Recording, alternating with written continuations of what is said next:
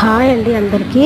ఇప్పుడు ఈ వీడియోలో కనిపిస్తున్న ఆవిడ ఒక్కొక్క రూపాయో 2 రూపాయలు 3 రూపాయలు అంటే ఆవిడ భిక్షం ఎత్తుకుంటున్నారు. ఎత్తుకుంటే ఇది ఎక్కడ జరిగిందంటే పెనుకొండ నుంచి అనంతపూర్ వచ్చానండి నేను. అనంతపూర్ వచ్చిన తర్వాత ప్రియదర్శిని హోటల్కి వెళ్ళి భోజనం చేద్దామని వెళ్ళాను. వెళ్తే అక్కడ ఆవిడ పాపం అటు ఇటు తెచ్చాడుతూ ఎవరు ఇవ్వకపోతే ఇది అవుతుంది.